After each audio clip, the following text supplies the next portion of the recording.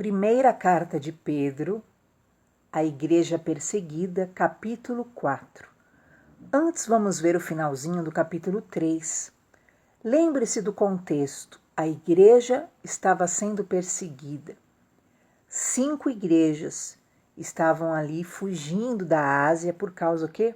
Da pressão, de Nero, das ameaças, dos cristãos que realmente estavam sendo mortos, martirizados. E esse é o contexto, dessa carta.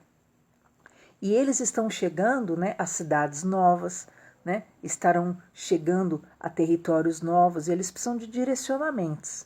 E agora Pedro estava dizendo que era para eles irem com um sentimento compassivo, serem pessoas realmente de um bom coração, que aonde eles chegassem eles respeitassem as autoridades, que eles amassem aos irmãos e tivessem uma misericórdia muito grande, por onde eles fossem, e fossem afáveis, fossem pessoas agradáveis, fossem pessoas gentis, na terra nova que eles chegariam, no ambiente novo que eles chegariam, que eles não pagassem o mal por mal, que eles não pagassem a injúria pela injúria, se eles fossem criticados, se eles fossem difamados, se eles fossem acusados, se eles fossem maltratados, que eles não pagassem da mesma forma.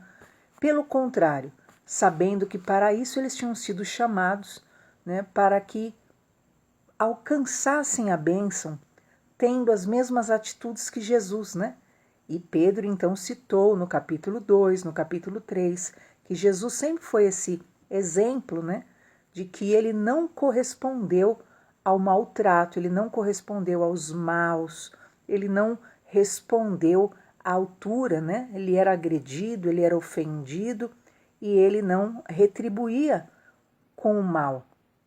Ele não deixou o coração dele se manchar com a maldade alheia. E esse deve ser o sentimento verdadeiro, genuíno de um servo de Deus.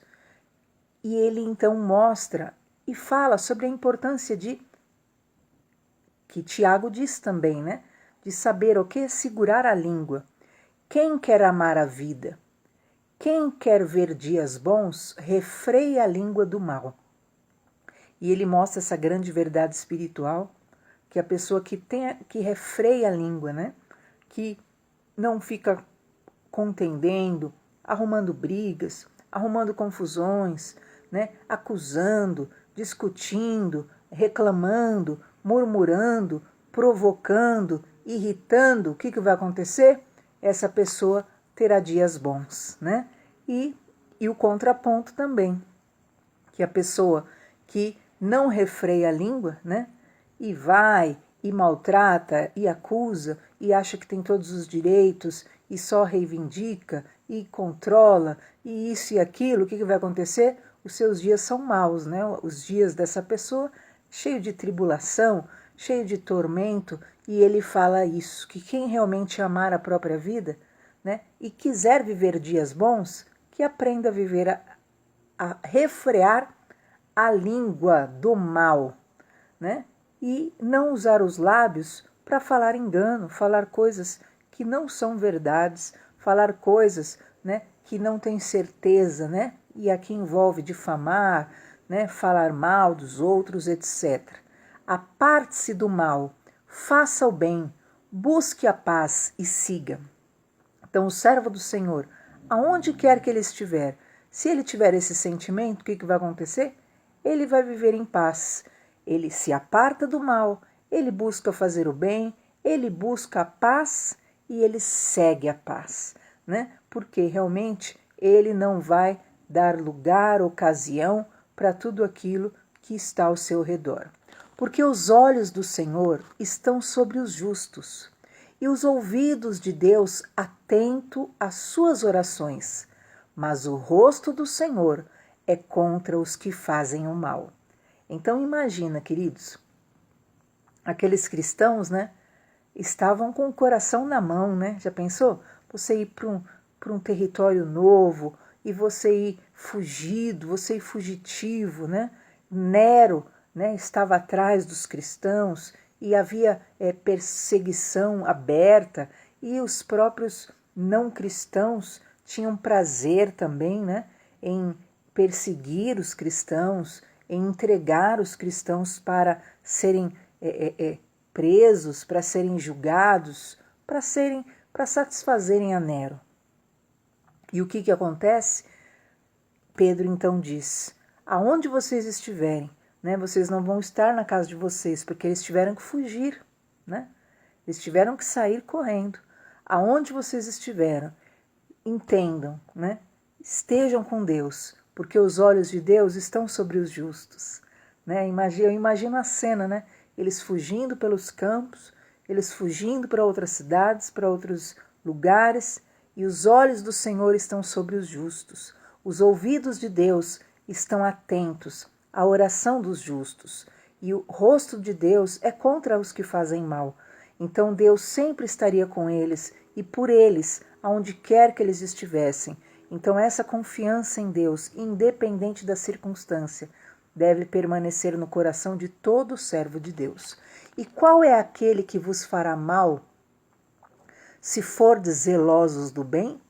Logo, se estavam como forasteiros, se estavam fugindo, né, da maldade, da perseguição, né, do ódio, do preconceito, então eles tinham que ter essa certeza que os olhos de Deus estavam sobre eles, que Deus estava atento à oração deles. E quem é que poderia fazer mal a eles, se eles estavam ali zelando pelo bem, zelando por guardarem a palavra na sua vida, zelando por guardarem a fé, porque ou renunciava à fé ou era morto, era essa a condição. E eles realmente, zelosos do bem, eles saíram aparentemente sem destino, perseguidos. Porém, eles estavam debaixo dos olhos de Deus, porque os olhos de Deus estão sobre os justos e os ouvidos de Deus estão atentos às suas orações. Enquanto eu estava falando sobre isso, eu lembrei de um testemunho que eu vi esses dias. Uma pessoa que sofria de grande depressão e ela ouviu aquele versículo que dizia: o Senhor diz, invoca-me no dia da angústia e eu te livrarei. E esse versículo curou essa pessoa que vivia em uma depressão contínua e era um jovem. E ele entendeu que cada vez que ele tivesse a sua angústia aflorada e profunda, ele podia invocar a Deus e colocar diante de Deus a sua angústia. Invoca-me na angústia e eu te livrarei. Automaticamente, aquele homem começou a desenvolver uma intimidade com Deus que lhe assegurou cura na alma, que lhe assegurou resistência, força, né? E tornou esse homem uma pessoa extremamente forte, capaz, tanto que ele enveredou pelo caminho do exército, das forças armadas. Na verdade, ele foi para a marinha. Então, olha só que tremendo o que Deus faz com aquele que nele crê. Os olhos de Deus estão sobre os justos e os ouvidos dele estão atentos à oração. Acredite, independente da circunstância, a circunstância aqui que Pedro está dizendo era muito difícil. Era praticamente uma circunstância de guerra. Eles estavam tendo que fugir, todos os cristãos começaram a fugir. Por quê? Porque eles estavam sendo perseguidos e mortos por Nero. Porém, eles saíram com essas palavras sobre eles. Mas também, se padecerdes por amor da justiça, sois bem-aventurados, e não temais com medo deles, nem vos turbeis. E Pedro fala: os olhos de Deus estão sobre vocês, os ouvidos de Deus estão sobre vocês, ele ouve a oração de vocês. Os olhos dele estão contra os que fazem o mal, né? Os que estão querendo matar vocês, os que estão querendo prejudicar vocês, os que estão querendo destruir vocês. Deus está contra ele, né? Ninguém vai poder fazer mal a vocês. Porém, se vocês padecerem por amor da justiça, por amor de Jesus, por amor da verdade, vocês serão felizes, vocês serão bem-aventurados e não tenham medo deles, nem fiquem perturbados, né? porque ainda que tivessem que padecer pela justiça, padecer pela fé, padecer por defender, né, a própria fé e a devoção a Deus, isso é, na verdade, uma honra, porque a pessoa não quer negar aquele que é o seu salvador, o seu ajudador, o seu amigo fiel, né, aquele que é o seu amparo, né, e é um direito realmente de cada cidadão. Antes, santificai ao Senhor Deus em vossos corações, e estais sempre preparados para responder com mansidão e temor a qualquer que vos pedir a razão da esperança que em vós há. Emociona, né? Que era para eles, diante daquela caminhada, diante daquele percurso de dificuldade, não terem medo, confiarem em Deus e, acima de tudo, santificarem o nome de Deus no coração deles, manterem o coração deles puro com relação a Deus, como a maior riqueza, como o maior valor, e estarem sempre preparados para responder com mansidão. Aqueles que lhes perguntassem sobre a fé, aqueles que lhes perguntassem qual a razão da esperança deles, né? Olha, vocês estão fugindo. Sim, nós tivemos que sair da nossa terra. Mas por quê? Porque nós acreditamos no Senhor Jesus Cristo, que Ele é o Filho de Deus, mas vocês deixaram a casa de vocês, a terra de vocês, deixaram aquilo que é a segurança de vocês por causa desse Jesus, né? E Pedro fala, respondam com mansidão e respeito e temor àqueles que perguntarem a razão da esperança de vocês, o porquê, né, que vocês se submeteram a abrir mão de tudo para não negarem a fé, o porquê que vocês se submeteram sim, né, a sacrificar, a perder tudo para terem aquilo que é o direito, né, da fé, do culto, o direito de seguir e servir ao único e suficiente Salvador que morreu por nós, que é Jesus. Tendo uma boa consciência, para que naquilo em que falam mal de vocês como de malfeitores, fiquem confundidos os que blasfemam do vosso porte em Cristo. Então, nas cidades que eles chegassem e alguém fosse falar, né? Ah, esses são os cristãos, né? Esses são os cristãos, os rebeldes, esses são os cristãos, porque assim que eram vistos, né? Esses são aqueles que pertencem à seita de Cristo, né? Então, Pedro fala que naquilo que eles falam mal de vocês, vocês possam ter uma boa consciência, saber quem vocês são, terem essas atitudes de mansidão, de temor a Deus acima de tudo, né? E mostrar para eles que vocês não são nada daquilo que dizem a respeito de vocês, de forma que eles ficarão confundidos. Todos os que blasfemam, né, de Jesus Cristo ficarão confundidos ao conhecer o teu coração, ao conhecer a tua fé, ao conhecer a tua vida realmente transformada pelo amor de Deus. Porque melhor é que padeçais fazendo bem, se essa for a vontade de Deus, se é Deus assim quiser, do que padecer fazendo mal. Então, lutar, cultuar, servir ao Senhor e padecer e ser injustiçado e ser perseguido porque quer amar a Deus, porque quer fazer as coisas com amor, porque quer servir ao Senhor completamente, então é melhor padecer fazendo bem do que padecer fazendo mal, né? Então faça o bem, faça com amor, sirva ao Senhor Jesus com amor, faça a obra do Senhor com amor mesmo, e ainda que isso te custe, né, perseguições, porque é necessário, a Bíblia diz que assim será, né?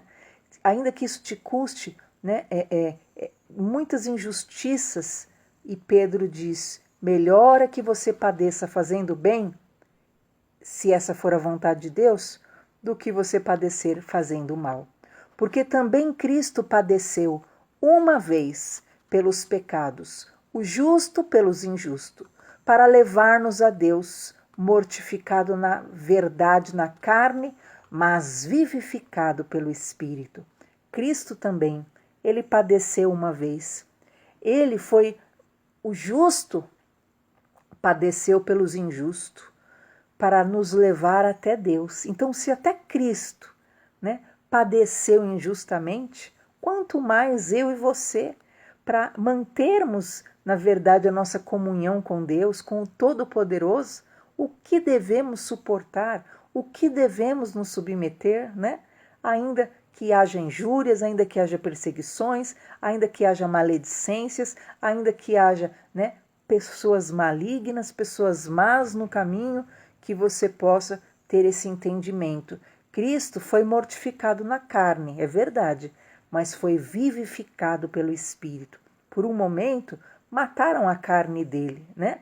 A carne de Jesus sofreu dores, sofreu sim, mas o Espírito Santo o vivificou, né? Deu vida de novo para ele. E assim ocorre, ainda que por um tempo a sua carne seja mortificada, a sua carne sofra, né, por aquilo que é os reveses da vida, aquilo que são as renúncias, os sacrifícios que você faça por Jesus, porém o Espírito Santo vai vivificar, vai dar vida ao teu espírito e você será uma pessoa realmente ressuscitada, forte, revigorada, transformada, abençoada em nome de Jesus. No qual também foi e pregou aos espíritos em prisão, os quais noutro tempo foram rebeldes quanto o longo ânimo de Deus, esperavam nos dias de Noé, enquanto se preparavam a arca, na qual poucas, isto é, 8 almas se salvaram pelas águas.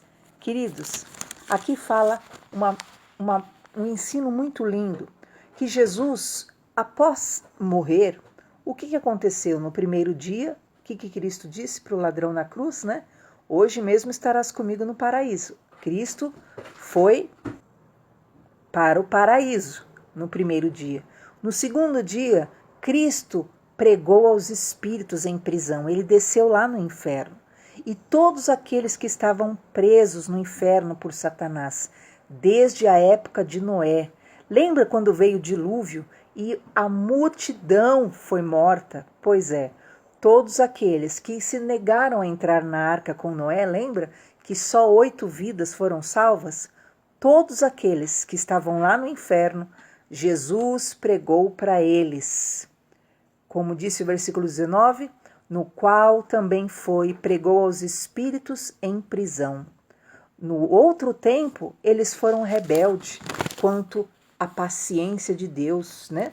Nos dias de Noé, lembra lá Noé chamando eles para Deus e eles zombando de Noé, eles ridicularizando Noé, né? Só 8 pessoas aceitaram a palavra de Deus, mas diz então que Jesus desceu ao inferno, pregou aos espíritos em prisão e levou cativo o cativeiro. E então Jesus, pela sua morte, salvou a muitos e a todos, na verdade, que nele creram. É lógico que todos que estavam presos ali no inferno, sofrendo na mão de Satanás, a hora que Jesus desce no inferno como uma verdadeira luz, né? Porque ele não tinha pecado nenhum, o diabo não tinha direito de matá-lo, porque o salário do pecado é a morte. Jesus não tinha pecado, né? Então ele morreu injustamente. E ele desce ao inferno e diz que ele expôs Satanás à vergonha ali. Ele tira as chaves das mãos de Satanás. Ele mostra diante daquelas pessoas que ele é o Messias, ele é o Filho de Deus, ele é o Salvador. E quem nele crer pode ser salvo. O que você acha? Todo mundo quis Jesus, não é verdade? E diz que Jesus levou cativo o cativeiro, que também como uma verdadeira figura agora vos salva. O batismo não do despojamento da imundícia da carne, mas da indagação de uma boa consciência para com Deus pela ressurreição de Jesus. Olha o que Pedro está dizendo. Lembra que na hora que veio o dilúvio, aqueles homens morreram todos? Pois é, Pedro fala que ali na verdade foi o batismo deles. Eles morreram ali e eles foram para o inferno, porque eles estavam o quê? Em pecado, eles eram dignos da condenação pelos atos dele. Mas Jesus vai e todos aqueles que morreram na época de Noé, naquele dilúvio, que morreram nas águas, e outros em outras fases, né, que morreram naquela época, recebem a palavra de salvação e são salvos. E então aquelas águas prefiguraram, na verdade, o batismo, né, que concedeu a eles esse acesso a Jesus que lhes dá a salvação. Aquela foi uma verdadeira figura do batismo que salva, né? Não da imundícia da carne, mas da indagação de uma boa consciência para com Deus. Então todos ali que estavam no inferno, eles sabiam o quê? Né? Que era realmente, eles foram rebeldes a Deus. Então a boa consciência, a análise perfeita do que são os próprios atos, vão gerar o quebrantamento, o arrependimento diante da palavra de Jesus e vai gerar a salvação.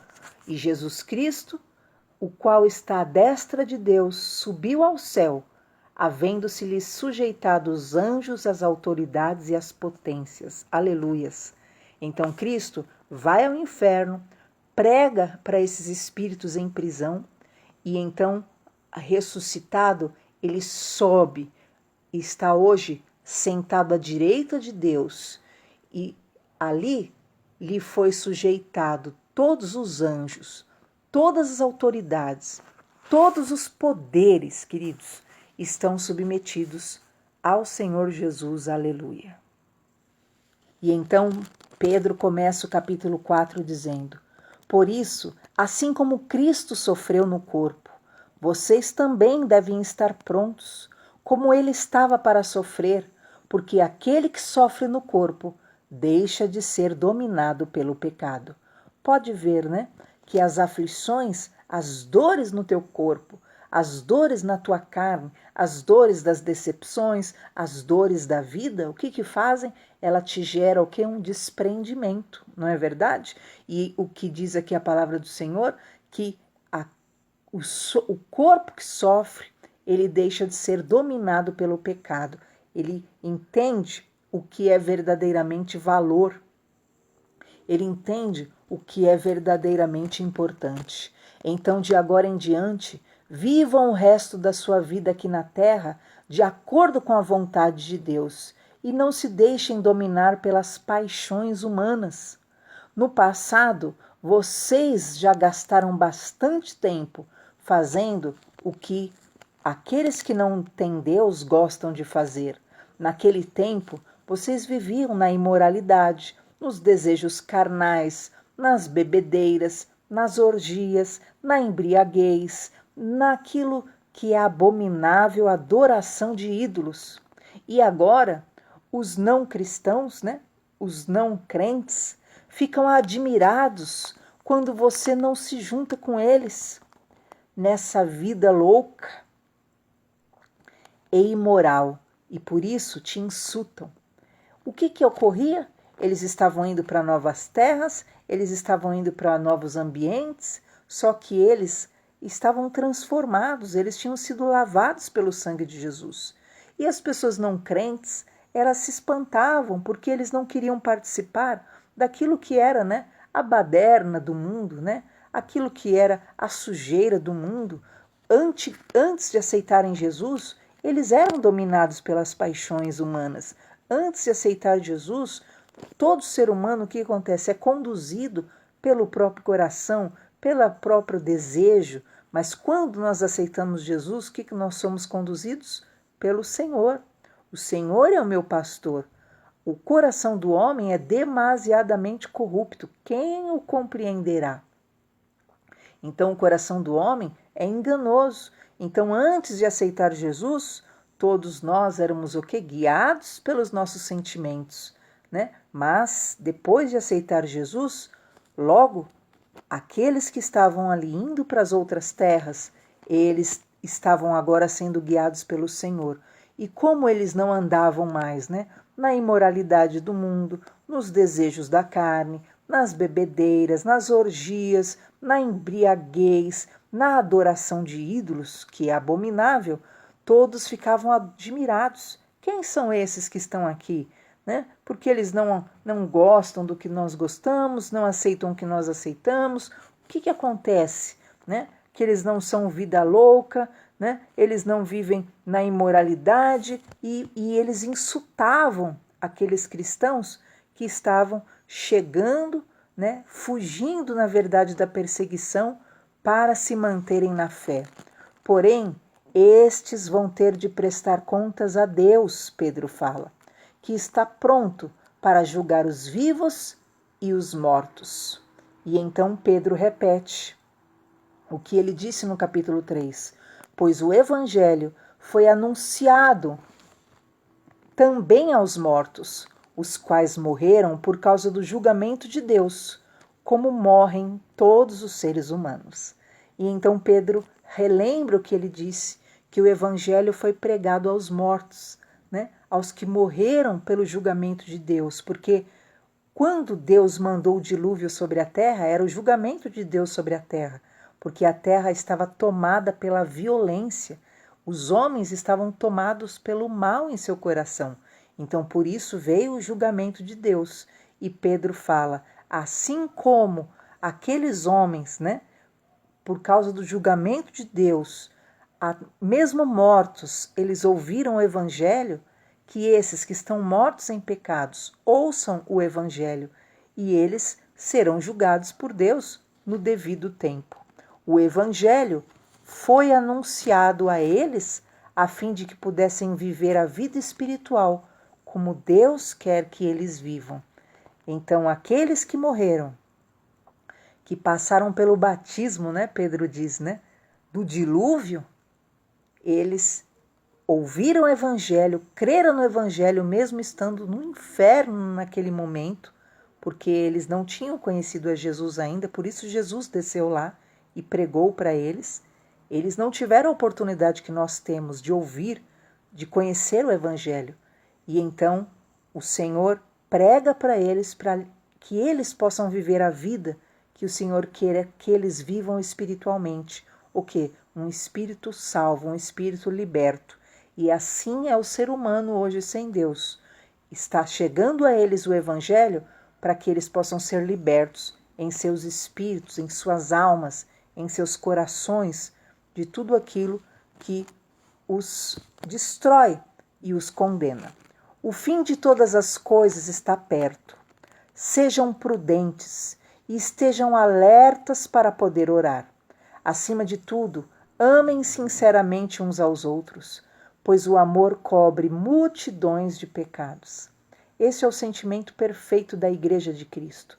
A Igreja de Cristo não é uma igreja legalista ou acusadora, é uma igreja que ama. E a igreja que ama, ela cobre multidões de pecados. Porque lembra que nós vimos? A misericórdia excede ao juízo.